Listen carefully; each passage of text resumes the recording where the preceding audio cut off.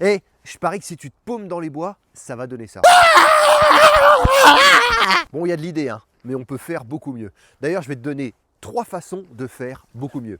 Et comme ça, bah, t'éviteras de faire ça. Non! Pourquoi moi?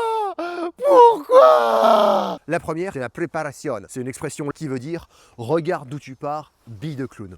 Si tu vois sur la carte qu'à l'est de ta randonnée, il y a un village, et ben tu sais que quand tu vas marcher, si tu prends plein est, au bout d'un moment, tu vas tomber sur un village. Imaginons que là, je me rende compte que... Non! Non! Je suis perdu! J'avale mes larmes et je me concentre. Je sors ma boussole et je regarde où est l'est. L'aiguille rouge, elle indique le nord. L'aiguille blanche, elle indique le sud, ce qui veut dire que l'est est par là. Donc ce que tu fais, c'est que tu vas utiliser ici la roue. Tu prends l'est et tu le mets tout en haut de ta boussole. Donc maintenant, le but du jeu, c'est d'aligner l'aiguille du nord avec l'aiguille du nord de la roue. Je l'aligne, voilà. Toujours avoir les deux nord alignés, et cette flèche-là, elle va t'emmener vers l'est. Ok, voilà, c'est dessus. Si je vais par là, je vais donc retrouver des habitations. Deuxième méthode, c'est quand tu viens tout juste de te perdre. Ouais, à ce moment-là, généralement, le chemin, il n'est pas très loin. Il est maximum à 500 mètres.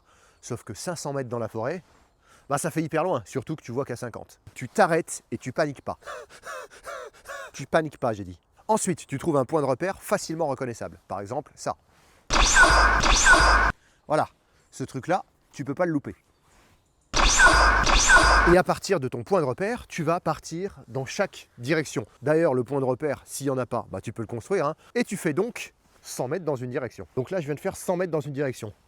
Mon point, il est là-bas. Donc j'ai aligné les arbres pour être sûr de partir bien droit. Et il m'est arrivé 2 choses. La première, bah, je suis tombé sur un chemin. Alors c'était pas prévu, mais pour dire que ça arrive, hein, le petit coup de bol de la première fois. Dans la plupart des cas, ça va pas t'arriver.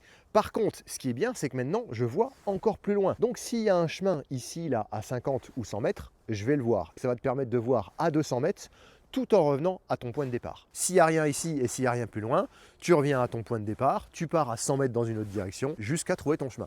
Si tu ne trouves pas ton chemin, eh ben, tu fais 200 mètres. Tu peux même mettre des points de repère du coup sur les arbres, par exemple de la paracorde. C'est intéressant de baliser le chemin jusqu'au point d'origine pour être sûr de le retrouver.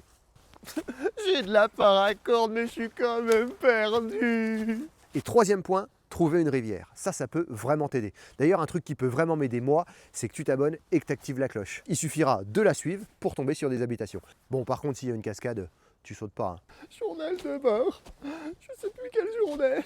Je sais plus où je suis. Je sais plus ce que je dois... Ah bah non, c'est bon en fait. Allez, ciao.